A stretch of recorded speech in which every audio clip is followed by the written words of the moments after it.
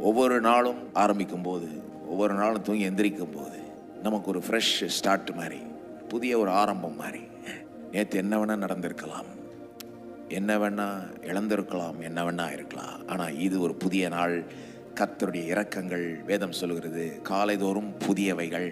ஆகவே இன்றைக்கு புதிய கிருபைகளை தேவன் நமக்கு அளித்து புதிய அற்புதங்களை செய்வார், பழையவைகளை மறக்க செய்வார். அதனால தான் என்ன நடந்தாலும் ஒரு கிறிஸ்தவனுக்கு எப்போவுமே ஒரு புதிய நம்பிக்கை பிறக்குது, புதிய எதிர்பார்ப்பு உண்டாகுது. அவை நேற்றைய தினத்தை நினைத்து வருந்த வேண்டாம். இது ஒரு கர்த்தர் உண்டு பண்ணின புதிய நாள், புதிய அற்புதத்தை எதிர்பாருங்கள்.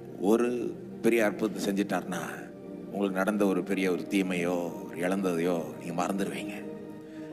அவை நடந்த காரியத்தையே நினச்சிட்டு இருக்க வேண்டாம். கர்த்தர் ஒரு புதிய காரியத்தை செய்ய போகிறார், இப்பொழுதே செய்து கொண்டு இருக்கிறார். அதை விசுவாசிக்கிறவன் அதை அனுபவிப்பான், ருசித்து பார்ப்பான். ஆமென்.